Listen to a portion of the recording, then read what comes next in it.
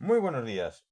Hoy un tema relacionado con el cumplimiento de infinidad de normas, puntos de obligado cumplimiento, tradiciones o sacramentos que muchas confesiones religiosas imponen a sus fieles como condición para poder alcanzar finalmente la salvación de su alma. Vamos a ver, a la luz de las Escrituras, lo que Dios dice en su palabra, la Biblia, acerca de este tema y ver si verdaderamente Dios exige el cumplimiento de toda esta parafernalia de normas, preceptos, sacramentos, tradiciones, para poder acercarse a Él y para poder verdaderamente alcanzar la salvación final que Él nos ofrece. Vamos a verlo, como ya he dicho, a la luz de las Escrituras.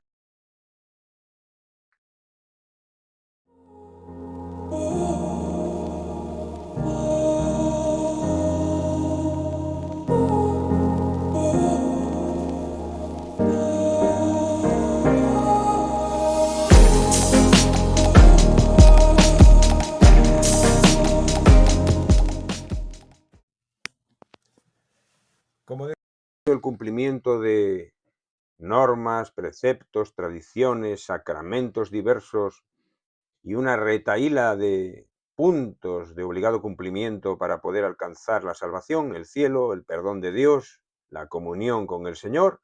Vamos a verlo a la luz de las Escrituras y en este caso vamos a leer un pasaje que se encuentra en el Evangelio de Marcos, capítulo 2, del versículo 23 hasta el versículo 28, que dice de esta manera: Aconteció que al pasar él por los sembrados, un día de reposo, sus discípulos andando comenzaron a arrancar espigas.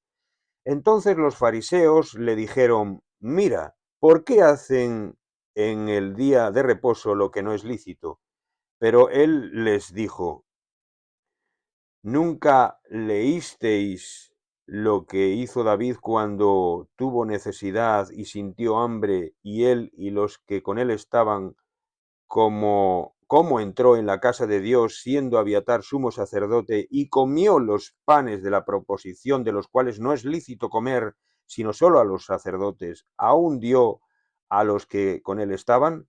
También les dijo: el día de reposo o de descanso, el Shabbat, fue hecho por causa del hombre y no el hombre por causa del día de reposo. Por tanto, el Hijo del Hombre es aún Señor del día de reposo. Bien, aquí podemos ver un pasaje en el que, bueno, los discípulos de Jesús tenían hambre y pasan por un sembrado seguramente de trigo y se dedican arrancar espigas y también a molerlas, digamos, con las manos para sacar el grano y poder comérselo y calmar un poquitín así su hambre. Y bueno, nosotros diríamos, ¿qué problema hay con esto? El problema es que en aquella época, aquella religión que era la que dominaba en los tiempos de Jesús, pues era una religión judaica muy estricta, que tenía un montonísimo de normas y preceptos, incluso tradiciones, para ser realmente perfectamente cumplida y con ello poder alcanzar el favor de Dios.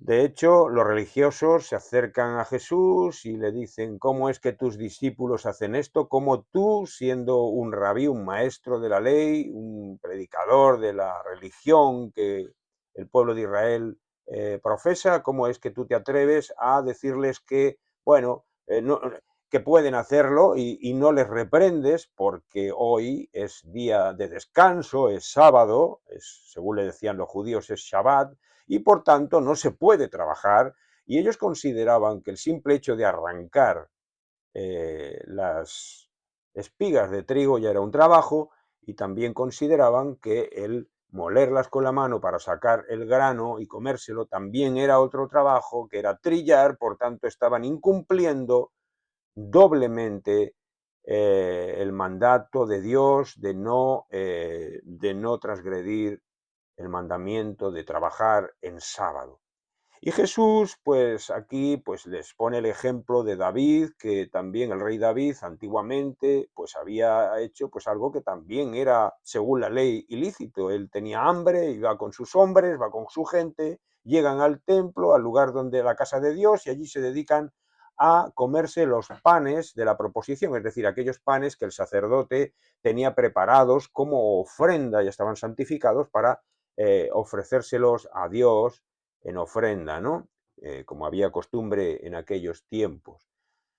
Y dice, y sin embargo él comió, también comieron los que iban con él, y el sacerdote se lo permitió, y ahí no hubo ningún problema, absolutamente ninguno.